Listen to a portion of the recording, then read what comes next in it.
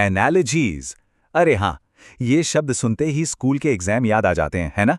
पर असल में ये दिमागी पहेलियां हमारे चारों ओर हैं जो हमारे सोचने का तरीका दिखाती हैं। तो चलिए आज इनका कोड क्रैक करते हैं। चलिए, एक सवाल से शुरू करते हैं। अगर पिघलने से कोई चीज तरल बनती है तो जमने से क्या बनेगी? जवाब तो शायद दिमाग में आ ही गया होगा, ठोस, सिंपल। लेकिन आज हम सिर्फ जवाब पर नहीं रुकेंगे, हम इसके पीछे के क्यों को समझेंगे। मतलब ये मत सोचिए कि ये पहेलियां सिर्फ टेस्ट में आती हैं। असल में ये हमारे सोचने के तरीके की, दुनिया में पैटर्न पहचानने की हमारी क्षमता की नींव हैं।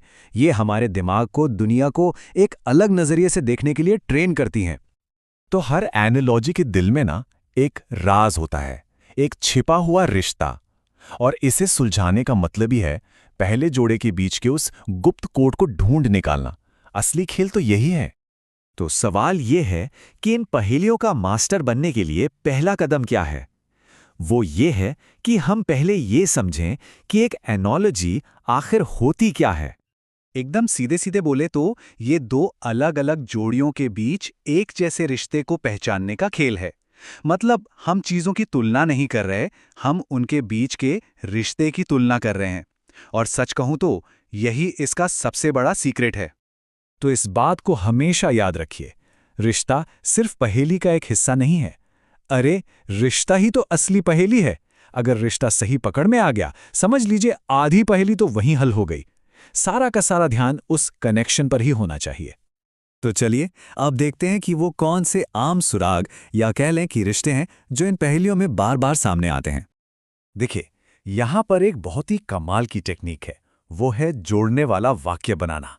जैसे ही हम एक सिंपल सा सेंटेंस बनाते हैं ना, रिश्ता एकदम शीशे की तरह साफ हो जाता है। जैसे एक शाखा पेड़ का हिस्सा है या प्यास लगने पर कोई पीता है।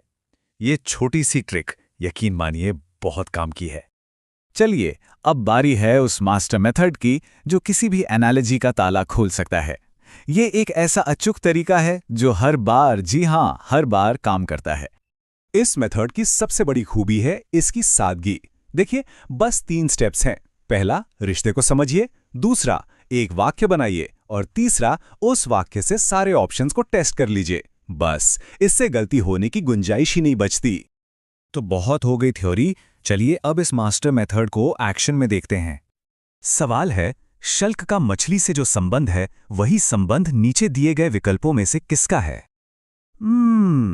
जवाब देखने से पहले एक पल के लिए जरा खुद सोचिए। तो स्टेप 1 और 2, रिश्ता क्या है? एक बहुत ही सिंपल सा वाक्य बनता है, शल्क मछली का बाहरी आवरण है ना? एकदम सीधा साधा। अरे ये क्या, यहां तो एक दिक्कत हो गई। हमारा वाक्य इतना सीधा साधा है कि सारे के सारे विकल्प सही लग रहे हैं। तो क्या हमारा मेथड फेल हो गया? नहीं, बिल्कुल नहीं। इसका मतलब सिर्फ ये है कि हमें अपने वाक्य को थोड़ा और शार्प, थोड़ा और सटीक बनाने की जरूरत है। चलिए रिश्ते को थोड़ा और गहराई से समझते हैं। शल्क सिर्फ एक बाहरी परत नहीं है, ये छोटी छोटी एक दूसरे पर चढ़ी हुई प्लेट्स से बनता है। बस यही वो जरूरी डिटेल है जो हमें सही जवाब तक लेकर जाएगी।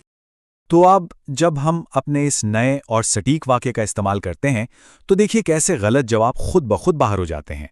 रोआं प्लेटें नहीं हैं, नहीं। खोल एक टुकड़ा है, नहीं। अरे वाह, सिर्फ एक ही विकल्प हमारे इस सटीक वर्णन पर खरा उतरता है। और बस, केस सुलझ गया। हमारे मास्टर मेथड की प्रिसीजन ने हमें सीधे सही जवाब तक पहुंचा दिया। तो देखा, रिश्ता सिर्फ बाहरी आवरण का नहीं था, बल्कि एक दूसरे पर चढ़ी हुई इकाइयों से बने बाहरी आवरण का था। मतलब डिटेल्स कितनी जरूरी हैं, है ना? तो आखिर में हम क्या समझे? ये पहेलियां सिर्फ शब्दों का खेल नहीं है। नहीं, ये हमें ध्यान से देखना सिखाती हैं, रिश्तों को समझना सिखाती हैं और दुनिया में छिपे हुए पैटर्न को पहचानना सिखाती हैं। और ये वाकई सोचने पर मजबूर करता है ना कि हमारा लॉजिक, हमारा तर्क दुनिया को देखने के और कौन-कौन से नए दरवाजे खोल सकता है।